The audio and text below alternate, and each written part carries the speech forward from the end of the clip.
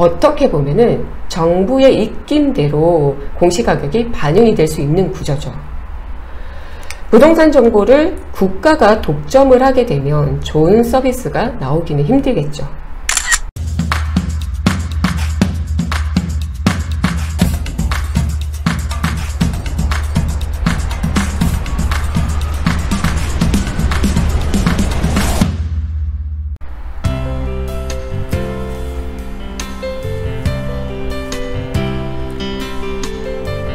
요즘 바빠진 업무로 하루가 48시간이라도 모자라는 하루하루를 보내고 있습니다. 가만 생각해보면 행복은 그다지 멀지 않은 곳에 있는 것 같아요. 시간 가는 줄 모르게 책을 보고, 시간 가는 줄 모르게 수다를 떨고, 시간 가는 줄 모르게 일에 몰두하고, 이렇게 무언가에 몰두하고 있는 것은 마음이 평안하고 행복하다라는 증거인 것 같습니다. 안녕하세요. 출근길에 듣는 부동산 꿀모닝 뉴스 부잉부잉 양정입니다. 오늘도 지난 한 주간의 부동산 이슈 뉴스들을 챙겨보고 함께 고민해보는 시간을 가져보도록 하겠습니다. 첫 번째 뉴스는 말도 안 되는 공시가, 집값 떨어진 제주도마저 올랐다라는 기준이 모호한 뒤죽박죽 공시가격에 대한 뉴스입니다. 정부 공인 통계인 부동산원 집값 상승률과도 전혀 다르게 중구난방으로 공시가를 정하고 근거도 기준도 안 밝히면서 거기 맞춰서 세금을 내라니 21세기 민주주의 국가에서 일어나는 일이 맞습니까? 라는 한 부동산 온라인 사이트에 올려져 있는 시민의 글입니다. 올해 아파트 공시가격이 14년 만에 최대치를 기록을 하면서 정부의 공시가격 산정 방식에 대한 시민들의 불만과 의혹들이 강하게 제기되고 있습니다. 실제 매일경제가 최근 3년간 지역별 공시가격 상승률과 집값 상승률로 비교해 본 결과 시세와는 동떨어진 공시가격 산정 지역들이 속출했습니다. 17일 한국부동산원에 따르면 지난해 부산의 집값 상승률은 7.91%로 서울의 2배를 웃돌았는데요. 하지만 공시가격 상승률은 대래 서울 같은 경우에는 19.91%로 부산의 19.67%보다도 높게 나타났습니다. 지난 15일 브리핑에서 김형석 국토교통부 토지경책관은 시세 변동률이 이번 공시가격 상당한 영향을 미친 것으로 보인다. 이번 공시가격은 시세 변동을 정확하게 반영했다고 설명을 했는데요. 그러나 서울을 포함해서 일부 특정 지역 같은 경우에는 공시가격에다가 시세 외적인 요인들이 반영된 것으로 보입니다. 공시가격 상승률이 집값과 따라 오른 지역들 같은 경우에 서울뿐만이 아닌데요.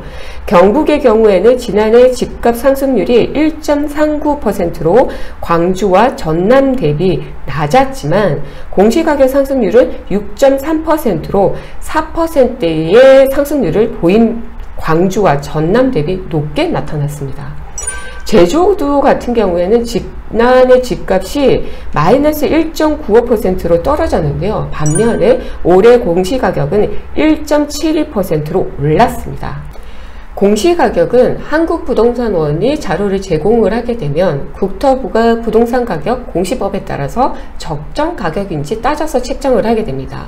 이후에 중앙부동산가격 공시위원회의 심의를 받아서 공시하게 되는데 6명에 의하여 공무원과 국토부 장관이 위촉하는 사람이 위원을 맡게 됩니다.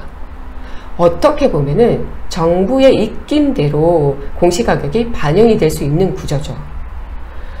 부동산 정보를 국가가 독점을 하게 되면 좋은 서비스가 나오기는 힘들겠죠. 두 번째 뉴스는 다주택자 228만 명, 2채 이상 다주택자 비중 15.9%라는 내용입니다. 정부가 각종 규제에도 불구하고 2채 이상을 가진 다주택자 비중이 10년 전보다 40% 늘어난 것으로 나타났습니다. 17일 KB금융지주 경영연구소가 발간한 KB 부동산 시장 리뷰에 따르면 2019년 기준 전국 총 주택수는 1813만 가구로 이 중 아파트가 약 1129만 가구로 62% 차지했습니다.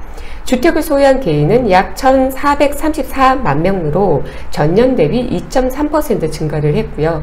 주택을 소유한 가구 수는 약 1146만 세대로 전년 대비 2% 증가를 했습니다.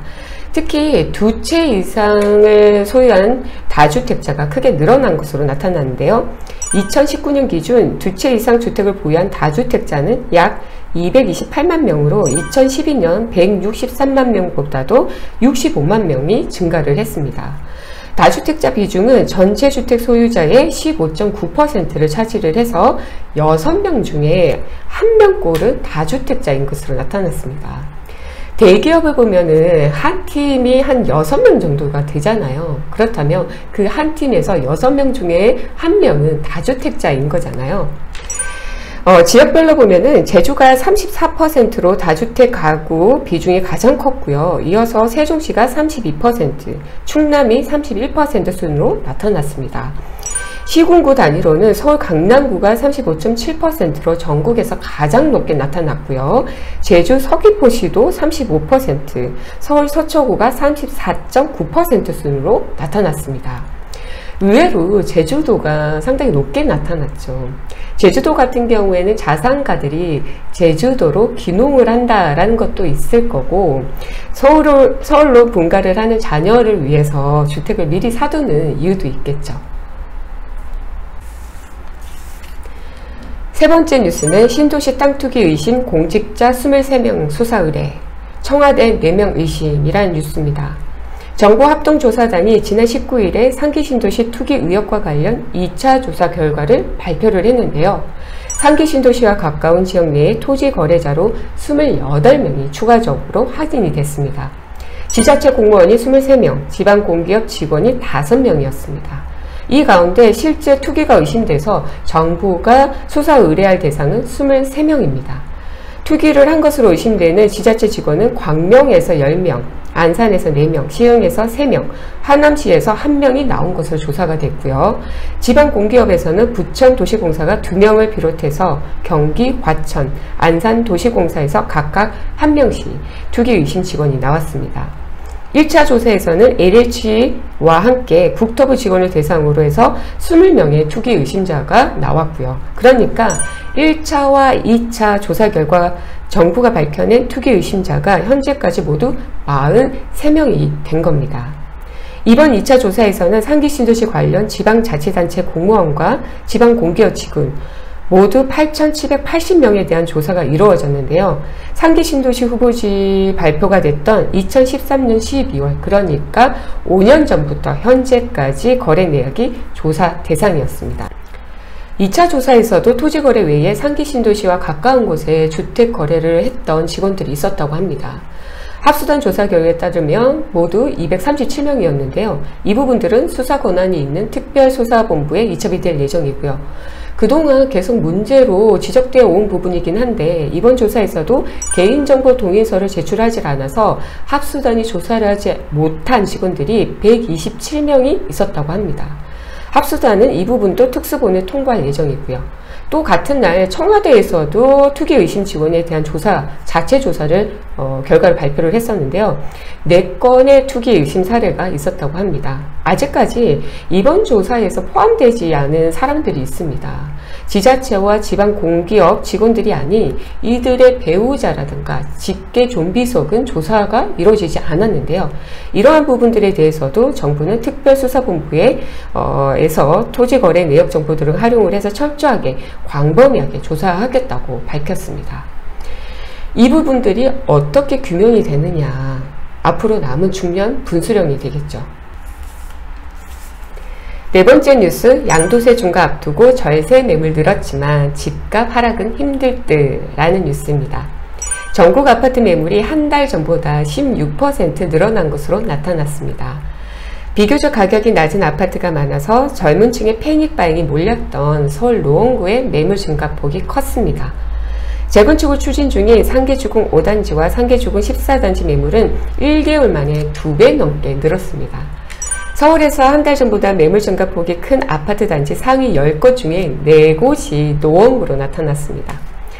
더 늦기 전에 집을 사자라는 심리도 이사 공급 대책 이후에 관망세로 돌아섰는데요. KB국민은행, 리브부동산이 매주 집계하는 서울 매수 우위 지수는 지난달 1일 109.8에서 이달 1일 96.2, 8일에 90.3으로 떨어졌고, 이 지수가 100보다 높으면 매수자가 많고 100 미만일 경우에 매도자가 많다라는 뜻입니다. 다주택자들의 맞바지 절세 매물이 나온 것도 매물의 증가폭에 또 하나의 영향을 줬는데요. 통상 계약부터 소유권 이전 등기까지 2, 3개월이 걸린다는 점을 감안을 하면 올해 3, 4월에 양도세 중과를 피해서 처분을 할 수 있는 마지막 기회인 거죠. 올해 쇼크 수준으로 불린 만큼 공시가격이 크게 올랐기 때문에 다주택자들의 절세 매물이 좀 더 늘어날 것으로 보이는데요. 재산세, 종합부동산세를 매기는 시점이 6월 1일이기 때문에 5월 31일 이전에 소유권 이전 등기를 마쳐야 세금을 덜 낼 수가 있습니다. 매물은 늘고 있고 대출 규제가 심하고 대출 이자에 대한 부담감은 커지면서 매수세는 다소 꺾였지만 이번 LH 직원의 땅 투기 사건으로 신도시 등 공급 대책에 차질이 빚을 경우 집값은 언제든지 반등할 수 있습니다. 마지막 뉴스는 모든 공직자 재산 등록, 부동산 거래 사전 신고제 추진이라는 뉴스로 마무리하도록 하겠습니다. 정부 여당이 공직자의 부동산 투기를 사전 근절하기 위한 방안으로 공직자 재산 등록제 범위를 하위직까지 확대를 하고 부동산 거래 사전 신고제를 도입하기로 했습니다. 정세균 국무총리는 더불어민주당과의 고위 당정 협의에서 직급 고하를 막론하고 모든 공직자가 재산을 등록하도록 확대를 검토하는 한편 부동산 신규 취득 시 사전 신고를 의무화해서 공직에서의 투기 시도를 사전에 차단하겠다라고 밝혔습니다. 정 총리는 또 LH 투기 의심자 소유 토지에 대해 신속히 강제 처분하도록 할 것이라며 투기 이익이 돌아가지 않도록 철저하게 차단하겠다라고 말했습니다. 김태년 더불어민주당 당대표 직무대행은 당정청은 부동산 투기 근절에 명운을 걸 것이다 라며 농지법 개정, 부동산 감독기구 설치, 투기 이익 환수제 도입 등을 거론을 했습니다. 특히 정치권에서는 논의 중인 특검 도입과 관련해서 특별수사본부는 특검의 구성이 되기까지 수사에 온 힘을 다해줄 것을 바란다면서 검찰엔 수사 중 검사 수사 대상 범죄가 발견될 경우 직접 수사로 전개해 줄 것을 당부했습니다. 아직까지 차명거래 수사도 이뤄내지 못한 상황에서 공직자 재산 등록제로 투기를 원천 봉쇄할 수 있을까요? 소잃고 외양간을 고친다는 망우보래, 죽은 후에 약방문을 쓴다는 사후약방문, 모두 뒤늦게 대책을 마련한다는 부정적인 의미의 사자성어입니다. 우리나라뿐만 아니라 전 세계가 혼란의 도가니에 빠져 있는 것 같습니다. 미리 준비하여 실패를 되풀이하지 않는다는 유비무환의 정신이 필요한 때인 것 같습니다. 오늘도 당신의 집을 응원합니다. 부잉부잉 양지영이었습니다. 좋아요, 구독, 알림 설정도 잊지 마세요.